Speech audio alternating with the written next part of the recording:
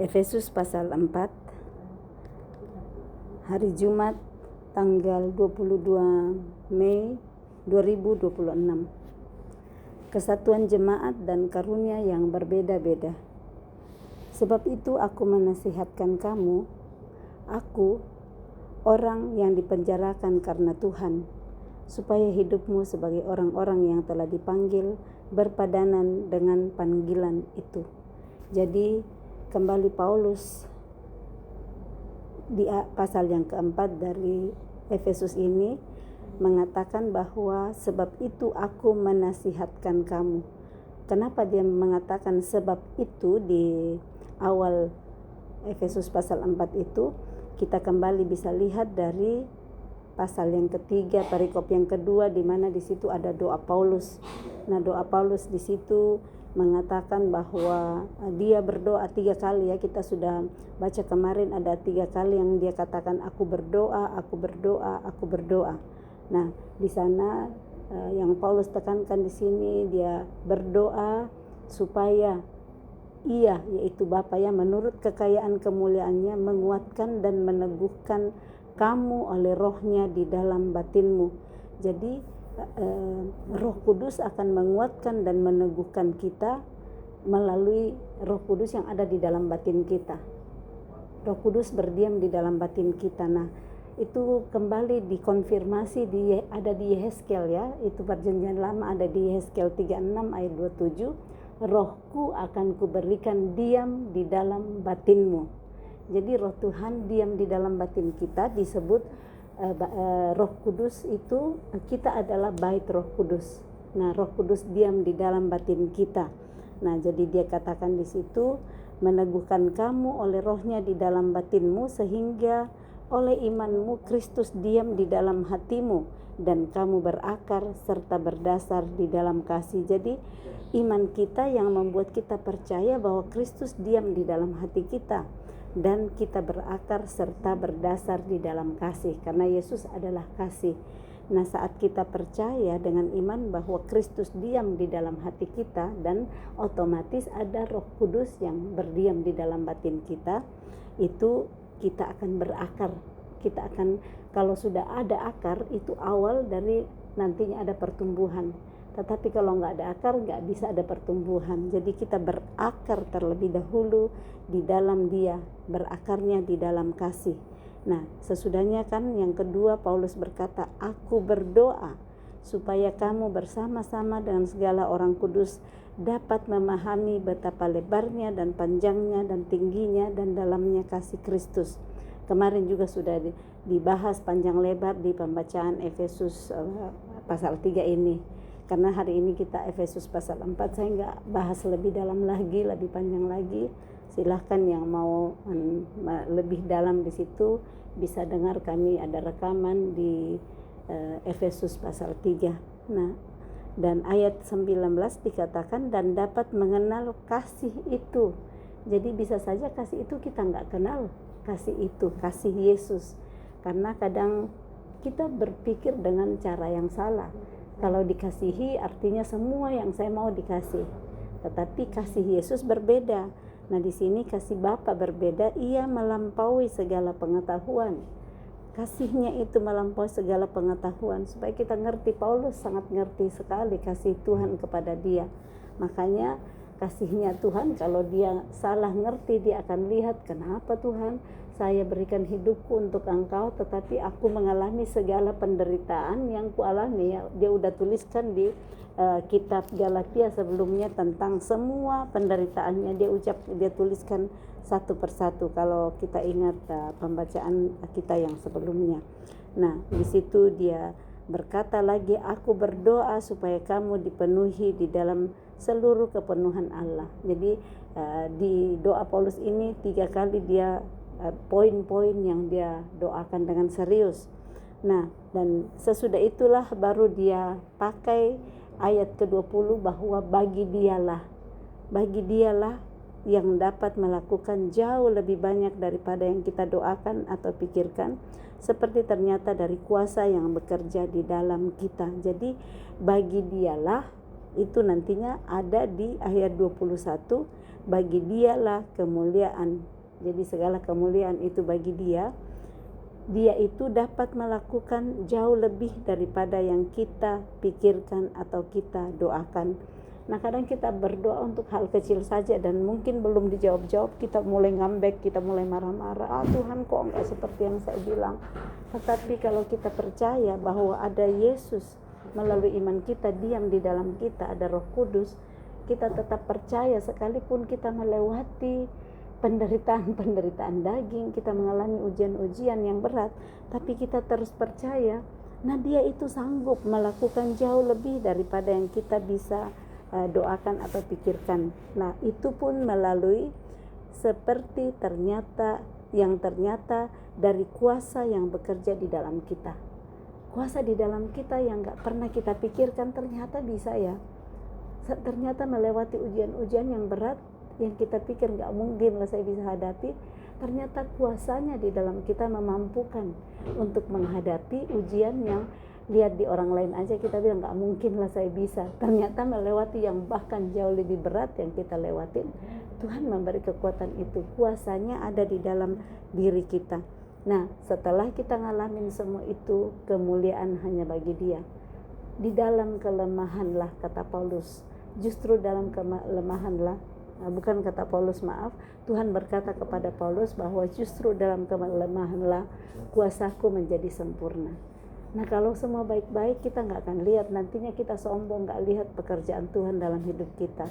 Tapi saat kita melihat benar saya gak mampu, saya lihat orang lain pun gak mampu tolong saya, saat itulah kita baru bisa berkata, benar, jika bukan Tuhan yang menolong aku, kata Raja Daud, nyaris aku diam di tempat yang sunyi. Nah, seperti itu. Saya pun berkata dalam hidup saya ngalamin seperti itu. Kalau bukan Tuhan yang menolong saya pasti sudah diam di tempat yang sunyi. Nah, jadi mari kita semakin mengusahakan ya. Matius 6 ayat 33 berkata, jadi usahakanlah dahulu supaya Tuhan memerintah atas hidupmu. Jadi perlu diusahakan supaya Tuhan yang memerintah atas hidup kita, bukan diri kita sendiri yang memerintah atas hidup kita. Dan kita terus berusaha melakukan kehendak-Nya supaya kita semakin mengenal Dia dengan benar. Karena kita bisa salah mengenal Dia, kita bisa salah mengenal kasih-Nya, tetapi saat kita terus mengusahakan dengan cara apa? Komunikasi dengan Roh Kudus yang diam di dalam batin kita, sambil kita terus membaca firman Tuhan, mengisi pikiran kita dengan pikiran Kristus, Roh Kudus yang jelaskan kepada kita, maka dari hari ke hari kebahagiaan kita seperti air sungai yang tidak pernah kering dan seperti ombak di pantai yang tidak pernah berhenti.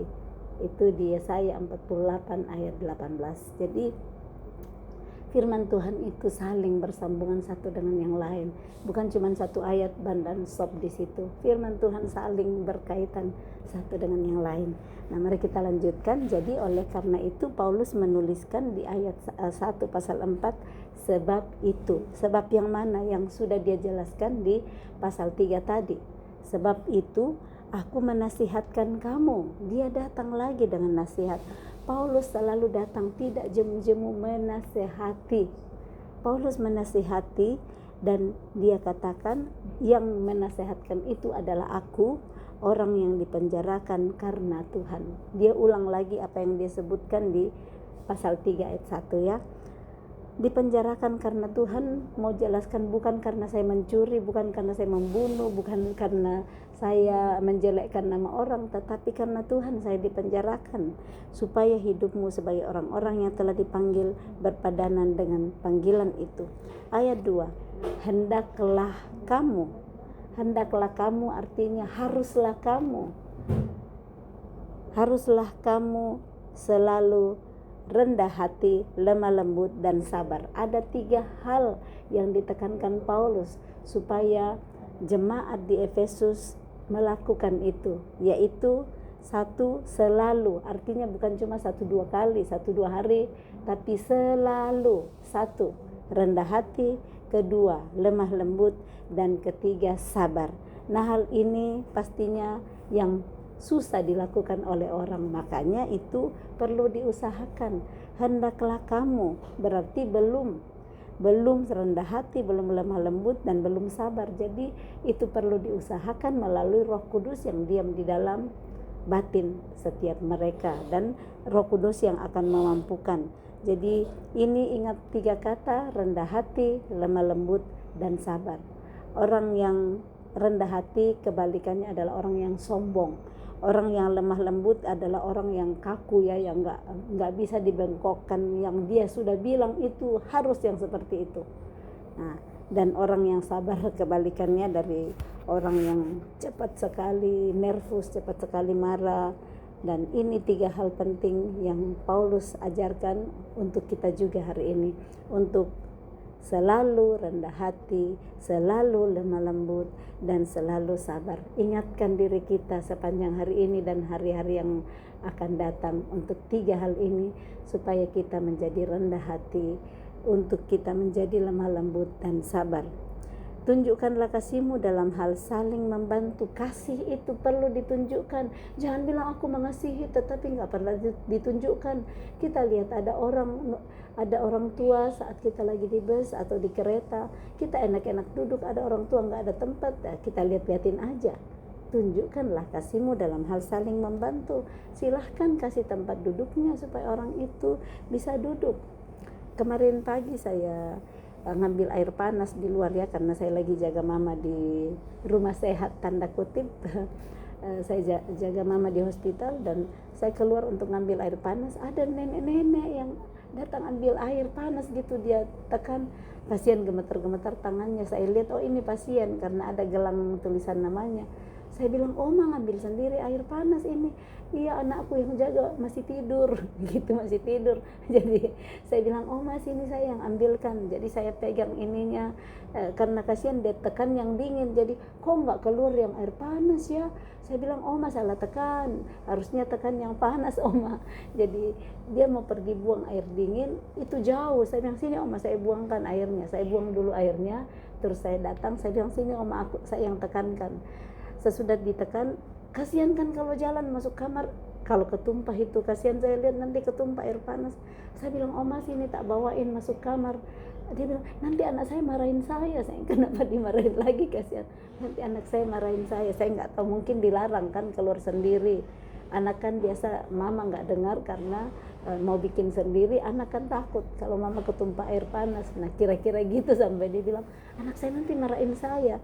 Jadi saya ngantar sampai agak masuk di pintunya, baru saya kasih airnya. Saya bilang, hati-hati Oma ya, jangan sampai ketumpah air panas. Nah untuk saya hal-hal kecil seperti itu yang saya mulai belajar untuk lakukan, dimana sebelumnya ya ada gitu-gitu ya silakan urus diri sendiri. Tapi firman ngajarin untuk peka memperhatikan hal-hal kecil yang sebelumnya yang penting saya sudah ngambil air, urusanku beres. Tapi Roh Kudus memberikan kepekaan untuk mulai melihat kebutuhan orang lain. Nah ini yang perlu kita lihat di setiap perjalanan kita. Kita akan melihat orang-orang lain di sekitar kita yang butuh perhatian. Nah kalau kita cuma pikir egois kita, itu kita nggak akan lihat di situ. Dan saya lihat di dalam diri saya, dulu saya cuma pikir ya kalau yang sudah beres urusan saya beres kan, nggak usah pikir yang lain. Tapi Roh Kudus sanggup menolong kita. Makanya Yehezkiel 36 ayat 25 berkata, aku akan mencurahkan air jernih yang akan mentahirkan engkau dari segala kenajisanmu dan dari semua berhala-berhalamu. Ya kenajisan lah kalau cuma sibuk ngurus diri sendiri. Padahal ada nenek tua di situ yang bisa ketumpahin air panas kan. Kasihan mau pergi tumpahin air dingin jauh-jauh, dia udah gemetar-gemetar itu. Jadi Roh Kudus kasih kepekaan di sana. Tunjukkanlah kasih-Mu dalam hal saling membantu. Minta hari ini Roh Kudus, tunjukkan kepada saya siapa yang perlu saya tunjukkan kasih dalam hal membantu dia. Tapi dalam hal ini jangan sampai terkecoh juga ya, karena bisa saja bukan Roh Kudus yang suruh, tapi perasaan kita sendiri atau kita mau kelihatan diakuin orang. Nah misalnya dalam hal mau menunjukkan kasih cuma untuk memperlihatkan kepada orang lain ya, bukan ketulusan dan bukan kemurnian. Jadi tetap kenali hati kita kalau kita bikin bukan supaya dilihat orang, bukan supaya dipuji orang. Yang berikut ayat 3, dan berusahalah memelihara kesatuan roh oleh ikatan damai sejahtera. Ini perlu diusahakan, ini kesatuan roh. Nggak bisa datang begitu saja. Di dalam satu keluarga suami istri pun nggak bisa kesatuan roh kalau nggak diusahakan. Masing-masing sibuk sendiri dengan urusannya. Tetapi saat mulai diusahakan, dan mari kita yang baca firman yang usahakan. Jangan bilang saya terus. Dia nggak pernah mencoba memulai. Nggak apa-apa. Kalau kita terus lakukan. Ada firman-Nya yang berkata, apapun juga yang kamu perbuat, lakukanlah dengan segenap hati seperti untuk Tuhan dan bukan untuk manusia. Kolose 3 ayat 23. Lakukan itu, lakukan untuk Tuhan. Tuhan yang sentuh hatinya nanti. Waktunya Tuhan saat kita nggak menyerah. Ya, seperti Galatia 6 ayat 9 udah bilang bahwa jangan jemu-jemu berbuat baik, karena jika telah tiba waktunya kamu akan menuai jika kamu tidak menjadi lemah. Jadi lakukan terus, berusaha, mengusahakan memelihara kesatuan roh oleh ikatan damai sejahtera. Jadi yang mengikat kesatuan roh adalah damai sejahtera. Ayat 4, satu tubuh, satu roh, sebagaimana kamu telah dipanggil kepada satu pengharapan yang terkandung dalam panggilanmu. Satu Tuhan, satu iman, satu baptisan, satu Allah dan Bapa dari semua. Allah yang di atas semua dan oleh semua dan di dalam semua. Tetapi kepada kita masing-masing telah dianugerahkan kasih karunia menurut ukuran pemberian Kristus. Jadi kepada kita masing-masing semua telah dianugerahkan kasih karunia. Kepada setiap orang Tuhan berikan kasih karunia. Tuhan Yesus nggak pilih-pilih kasih, kepada seluruh umat Dia berikan kasih karunia itu menurut ukuran pemberian Kristus. Jadi ukuran-ukurannya ya Dia yang tahu, ya Kristus yang tahu di sana ukuran-ukurannya. Ayat 8, itulah sebabnya kata Nats, tak kala ia naik ke tempat tinggi, ia membawa tawanan-tawanan, ia memberikan pemberian-pemberian kepada manusia. Ayat 9, bukankah ia telah naik? Berarti bahwa ia juga telah turun ke bagian bumi yang paling bawah. Ia yang telah turun, ia juga yang telah naik jauh lebih tinggi daripada semua langit untuk memenuhkan segala sesuatu. Dan ialah yang memberikan baik rasul-rasul maupun nabi-nabi, baik pemberita-pemberita Injil maupun gembala-gembala dan pengajar-pengajar, untuk memperlengkapi orang-orang kudus bagi pekerjaan pelayanan, bagi pembangunan tubuh Kristus, sampai kita semua telah mencapai kesatuan iman dan pengetahuan yang benar tentang anak Allah, kedewasaan penuh dan tingkat pertumbuhan yang sesuai dengan kepenuhan Kristus, sehingga kita bukan lagi anak-anak yang diombang-ambingkan oleh rupa-rupa angin pengajaran, oleh permainan palsu manusia dalam kelicikan mereka yang menyesatkan, tetapi dengan teguh berpegang pada kebenaran di dalam kasih, kita bertumbuh di dalam segala hal ke arah Dia, Kristus yang adalah kepala. Daripadanya lah seluruh tubuh yang rapi tersusun dan diikat menjadi satu oleh pelayanan semua bagiannya, sesuai dengan kadar pekerjaan tiap-tiap anggota, menerima pertumbuhannya dan membangun dirinya di dalam kasih. Nah, di sini kita baca tadi di ayat 11, ialah yang memberikan baik rasul-rasul maupun nabi-nabi, baik pemberita-pemberita Injil maupun gembala-gembala dan pengajar-pengajar. Apa yang Dia berikan? Hikmat. Tuhan berikan hikmat untuk nantinya mereka mengajar, memberitakan Injil. Di situ semuanya diperlengkapi di dalam pelayanan supaya nantinya bisa memperlengkapi orang-orang kudus bagi pembangunan tubuh Kristus. Nah, jadi saat ada yang melayani, jadi nggak bisa mengerti sendiri. Perlu ada yang ngajar, perlu ada yang pimpin, perlu ada yang memberitahukan. Nah, sesudahnya itu tujuannya adalah untuk membangun tubuh Kristus bersama-sama.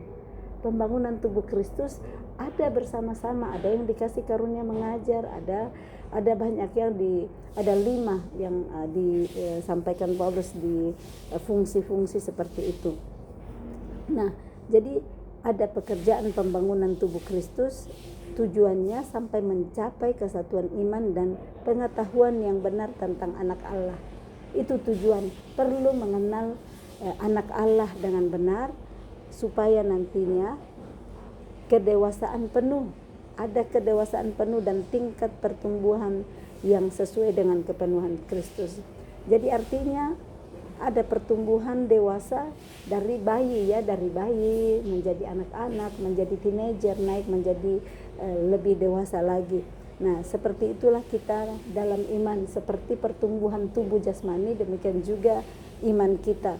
Nah, kalau kita bukan lagi anak-anak, ayat 14, anak-anak itu masih diombang-ambingkan oleh rupa-rupa angin pengajaran, permainan palsu manusia dalam kelicikan mereka yang menyesatkan.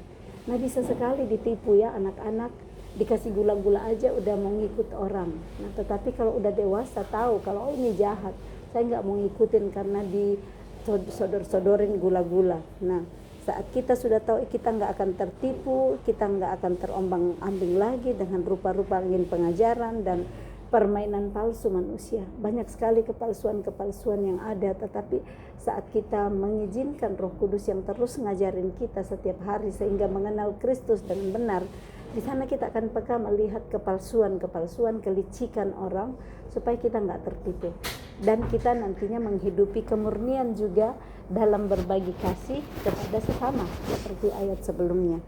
Nah, jadi kita tidak akan terombang-ambingkan kalau dewasa di dalam mengenal Dia, tetapi akan tetap teguh berpegang kepada kebenaran di dalam kasih. Teguh, karena kalau sudah teguh mau ombang-ambingkan pengajaran apapun tidak tergoda, tidak akan tergoda. Nah, itu yang melakukan itu siapa? Adalah Bapa sendiri. Saya lanjutkan Yehezkiel 36 ayat 27 itu, yang dia katakan, Rohku akan kuberikan diam di dalam batinmu dan aku akan membuat engkau hidup menurut segala ketetapanku. Jadi Tuhan yang membuat kita nantinya hidup di dalam segala ketetapannya. Ini di sini dengan teguh berpegang kepada kebenaran. Nah, kebenaran itu adalah ketetapan-ketetapannya. Dia yang akan membuat melakukannya dalam kita kalau kita mau rendah hati, kita mau lemah lembut, kita mau sabar mengikuti tuntunan Roh Kudus. Nah, ini bagian dari 3 pengajaran Paulus tadi yang mengatakan hendaklah kamu rendah hati, hendaklah kamu lemah lembut, dan hendaklah kamu sabar. Yang berikutnya, dengan teguh berpegang pada kebenaran di dalam kasih, kita bertumbuh di dalam segala hal ke arah Dia, yaitu Kristus yang adalah kepala. Jadi kita bertumbuh dalam segala hal itu, ke arah Dia, bukan ke arah yang mana kita mau sendiri, tetapi ke arah Dia yang adalah kepala, ke arah Kristus. Kita menjadi serupa dengan Kristus, Christ likeness. Nah, daripadanya lah, dari Kristus lah seluruh tubuh yang rapi tersusun dan diikat menjadi satu oleh pelayanan semua bagiannya. Jadi oleh Kristus lah, daripadanya lah kita terikat, kasih Kristus yang mempersatukan. Dan nantinya di situ kita diikat menjadi satu oleh pelayanan semua bagiannya sesuai dengan kadar pekerjaan tiap-tiap anggota. Masing-masing sudah ada porsi. Jadi jangan bilang, oh saya kok terlalu banyak, oh dia itu sedikit. Nah, yang dari Tuhan itu dia tahu kadar masing-masing anggota. Dia tahu sesuai dengan kadar pekerjaan tiap-tiap anggota, itu nantinya akan menerima pertumbuhan dan membangun dirinya di dalam kasih. Jadi ternyata di dalam melayani, membangun tubuh Kristus bersama-sama, yang kita bangun adalah diri kita sendiri. Diri kita terbangun, membangun dirinya di dalam kasih. Kita pindah ke perikop yang berikut, manusia baru. Sebab itu kukatakan dan kutegaskan ini kepadamu di dalam Tuhan. Tegas lagi nih ya, saya nggak main-main nih. Aku katakan dan aku tegaskan, dan aku katakan ini kepadamu di dalam Tuhan, bukan di dalam diriku sendiri, bukan perkataanku sendiri, bukan hikmatku sendiri, tetapi di dalam Tuhan. Jangan hidup lagi sama seperti orang-orang yang tidak mengenal Allah dengan pikirannya yang sia-sia. Dia bilang jangan hidup lagi. Berarti ini orang Efesus pernah hidup di sana ya. Jangan hidup lagi. Nah, ini dapat juga datang kepada kita hari ini. Jangan hidup lagi seperti cara hidupmu yang lama.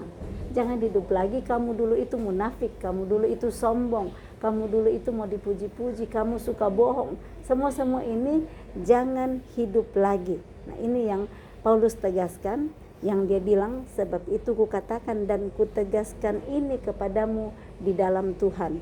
Jangan hidup lagi sama seperti orang-orang yang tidak mengenal Allah dengan pikirannya yang sia-sia. Jadi orang-orang yang tidak mengenal Allah itu pikirannya sia-sia. Tetapi kita kalau setiap hari kita perkatakan, aku punya pikiran Kristus, aku tawan segala pikiranku, aku taklukkan kepada pikiran Kristus, saya nggak akan hidup lagi dengan cara dunia. Cara dunia pikiran sia-sia. Semua hal-hal cuma mau memburu harta, memburu bekerja siang dan malam, tidak ada istirahat, sampai sakit meninggal nggak pernah nikmati apa yang dia buru. Mari nikmati kalau Tuhan kasih berkat hari ini. Mau makan bakso lah, mau jalan-jalan. Jangan simpan duitnya atau kerja siang dan malam nggak pernah nikmatin. Takut beli bakso, takut jalan-jalan karena nanti uangku habis, padahal udah numpuk-numpuk. Nikmatilah apa yang Tuhan sudah berikan. Jadi ini salah satu cara berpikir ya, pikiran yang sia-sia, pikiran yang dipenuhi pikiran Kristus. Kita akan menikmati apa yang Tuhan kasih. Jangan takut besok mau makan apa lagi. Tuhan Yesus ajarkan ya, hendaklah janganlah kamu khawatir tentang hari esok, tentang apa yang akan engkau makan, apa yang engkau akan pakai, apa yang engkau akan minum. Nah, bukan artinya nantinya kita nggak bijaksana, hambur-hamburin, enggak. Tuhan kasih hikmat untuk pakai sesuai dengan porsi, tapi nikmatilah. Kalau Tuhan kasih berkat, jangan takut-takut pakai uangnya. Nah, ayat yang ke-8, dan pengertiannya yang gelap. Jadi ini orang-orang yang tidak mengenal Allah dengan pikirannya yang sia-sia dan pengertiannya yang gelap, jauh dari hidup persekutuan dengan Allah, karena kebodohan yang ada di dalam mereka dan karena kedegilan hati mereka. Perasaan mereka telah tumpul. Ini tumpul kita bisa lihat biasanya dipakai di pisau ya. Pisaunya tumpul atau apa ya yang tumpul, itu nggak bisa berfungsi lagi karena nggak tajam lagi. Nah, dikatakan bahwa perasaan mereka telah tumpul sehingga mereka menyerahkan diri kepada hawa nafsu.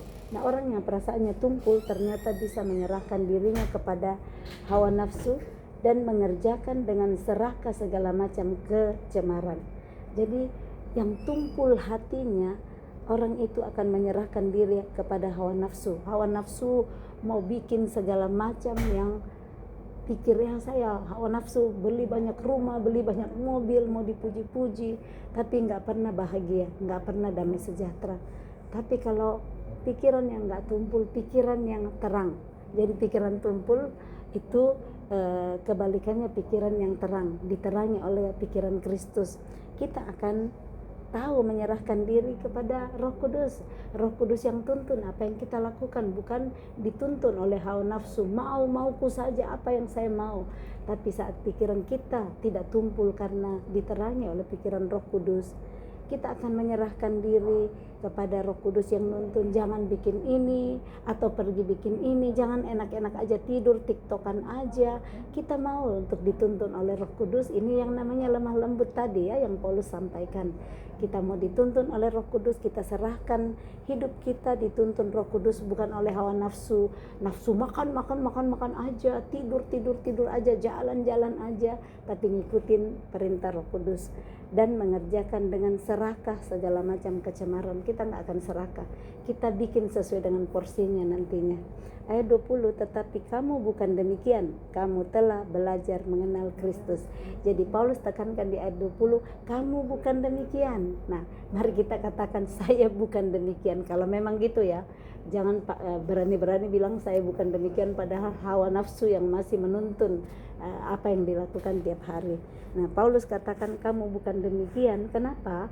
Karena kamu telah belajar mengenal Kristus. Jadi saat kita belajar mengenal Kristus, kita tidak akan sama lagi seperti cara pikiran sia-sia dari orang-orang yang tidak mengenal Allah. Jadi kunci jawaban untuk kita tidak hidup dengan menyerahkan diri kepada hawa nafsu dan mengerjakan dengan serakah segala macam kecemaran adalah dengan belajar mengenal Kristus. Belajar mengenal Kristus yang bagaimana? Mengenal Kristus dengan benar, jangan salah kenal. Nah, ayat yang berikut ayat 21, karena kamu telah mendengar tentang Dia. Jadi pertama kali didengar ya, dengar tentang Yesus dan menerima pengajaran di dalam Dia menurut kebenaran yang nyata dalam Yesus. Jadi mendengar tentang Dia dan menerima pengajaran. Kita perlu dengar dan kita perlu belajar. Ada pengajaran yang kita perlu dapat. Jangan kita bilang, saya itu dapat urapan, gak perlu belajar, dapat semua. Semua orang belajar. Paulus pun belajar 13 tahun. Semua orang belajar untuk ingat. Itu firman Tuhan gak bisa kita tahu kalau tanpa belajar. Kita harus pelajari, kita harus baca, tapi bukan sekedar baca. Ada kemarin saya dapat di mana saya dapat kemarin di Instagram ya, hamba Tuhan bagus sekali yang dia bilang bukan cuma sekedar bisa baca Alkitab, bisa dengar Alkitab, tetapi benar-benar bagaimana mengerti dengan dituntun oleh Roh Kudus, mengerti saat baca dan nantinya kita bisa praktekkan. Tapi kalau cuma sekedar baca, bisa baca, benar bisa baca, tetapi asal baca, asal selesai baca satu pasal, asal selesai baca seluruh Alkitab, tetapi setelah tutup Alkitab keseluruhan 66 Alkitab sudah dibaca, tapi tidak ada satupun sari yang tinggal. Yang penting saja saya sudah baca Alkitab secara keseluruhan, bukan itu maksudnya. Jadi mengenal Dia, menerima pengajaran tentang Dia dan menurut kebenaran yang nyata dalam Yesus. Ayat 22, yaitu bahwa kamu berhubung dengan kehidupan kamu yang dahulu. Jadi ada kehidupan yang lama ini yang diceritakan, harus menanggalkan manusia lama.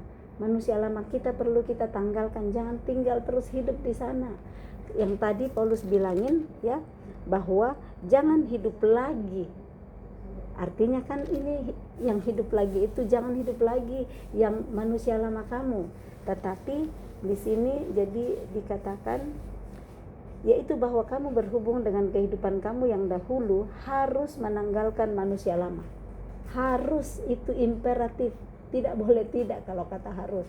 Harus meninggalkan manusia lama yang menemui kebinasaannya oleh nafsunya yang menyesatkan, supaya kamu dibaharui di dalam roh dan pikiranmu.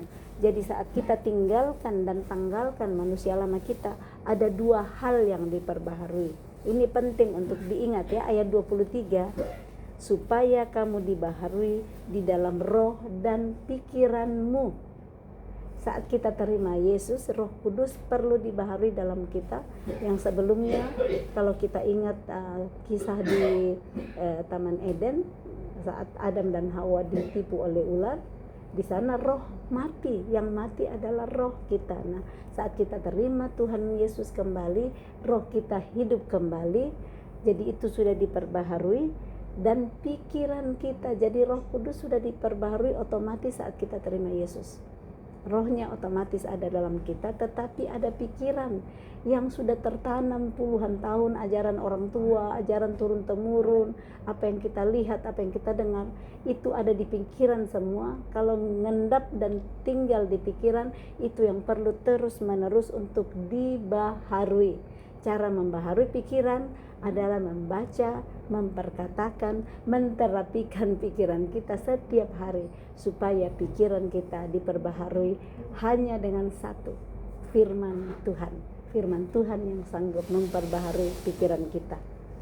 Jadi bisa dihafal ini ya, diingat itu dibaharui di dalam roh dan pikiran. Dan mengenakan manusia baru. Jadi saat kita sudah diperbaharui dalam roh dan pikiran, kita akan mengenakan manusia baru yang telah diciptakan menurut kehendak Allah di dalam kebenaran dan kekudusan yang sesungguhnya. Yang seharusnya Tuhan sudah ciptakan dari awal serupa dan segambar dengan Dia, dikuduskan dan hidup dalam kebenaran, tetapi karena ketidaktaatan, tidak dengar-dengaran, nah makanya Akibat satu orang seluruh dunia jatuh dalam dosa, tetapi karena satu orang ketaatan Yesus kita semua diselamatkan. Nah, tinggal memperbaharui pikiran lama kita di sini. Itu bagian kita. Ayat 25, karena itu buanglah dusta. Yang perlu dibuang terlebih dahulu bohongnya, dustanya. Terlalu sering kita bohong ya, terlalu sering kita berdusta. Nah, itu perlu dibuang. Buanglah dusta dan berkatalah benar seorang kepada yang lain. Seorang kepada yang lain latihan di mana? Dengan suami, dengan istri, dengan anak-anak, dengan orang tua, dengan atasan. Jangan bohong-bohong, terlambat pergi kerja. Iya, karena tadi macet banyak sekali. Iya, macet, tapi karena kamu yang lambat, nggak siap cepat-cepat. Atau nggak ada macet-macet di depan, tapi supaya nggak dimarahin bos, bikin alasan. Itu namanya bohong, berkata dusta. Jadi, buanglah dusta dan berkatalah benar kepada yang benar seorang kepada yang lain. Yang masih suka bohong-bohong, segera minta ampun hari ini dan mari kita hidupi firman ini supaya kita kita membuang dusta dan berkata benar seorang kepada yang lain karena kita adalah sesama anggota. Ayat 26, apabila kamu menjadi marah, janganlah kamu berbuat dosa. Kalau kita menjadi marah, katanya jangan berbuat dosa. Pernah nggak ada marah yang tidak berbuat dosa? Pertanyaan ke diri sendiri. Kalau saya marah, saya nggak buat dosa nggak? Hati saya nggak jengkel nggak di dalam? Kalau saya lagi marah, sampai ngutuk-ngutukin di dalam hati, nggak bikin dosa nggak? Jadi itu alasan kita untuk bilang, ya saya tidak boleh marah. Karena kalau saya bisa marah yang tidak berbuat dosa, saya bisa marah. Nah, coba lihat, pernah nggak marah itu nggak berbuat dosa? Pelajari kalau mau marah dan tanya Roh Kudus, ini aku lagi marah-marah nih, aku buat dosa nggak atau enggak? Atau saya tidak berbuat dosa di sini, supaya nantinya Roh Kudus yang ajarin sendiri bisa marah atau tidak. Karena yang di sini diajarin, apabila kamu marah, janganlah kamu berbuat dosa. Janganlah matahari terbenam sebelum padam amarahmu. Sangat kita tahu firman ini ya. Dan kalau kita mohon tuntunan Roh Kudus, kita akan ditolong. Kalau lagi bertengkar sama pasangan, berhari-hari nggak mau bicarain pasangan, sudah langsung otomatis di sini kita berbuat dosa kan, karena nggak seperti firman yang sebelumnya dituliskan. Jadi kalau kita selama ini yang suka ngambek, nggak bicarain suami, nggak bicarain istri, nggak bicarain mertua, segera sadar dan bertobat dan berkata di sini, janganlah sampai matahari terbenam sebelum padam amarahmu. Usahakan sebelum padam matahari terbenam, bereskan itu hati yang lagi marah-marah. Dan janganlah beri kesempatan kepada iblis. Ternyata apa? Kalau saya izinkan marah saya sampai matahari terbenam, saya akan mengizinkan iblis mengambil bagian kesempatan dalam hati saya. Kenapa? Saya pergi tidur, saya renung-renungkan kemarahan saya, jala terbuka, iblis tambah datang, masukin saya, kipas-kipasin kemarahanku. Semakin banyaklah kemarahan sampai besoknya tambah jengkel, tambah marah, tambah nggak bicara. Ya, jadi kita bisa coba. Kalau nggak percaya, coba praktek yang selama ini pendam marah, nggak bereskan marah sampai tidur. Coba pelajari ini.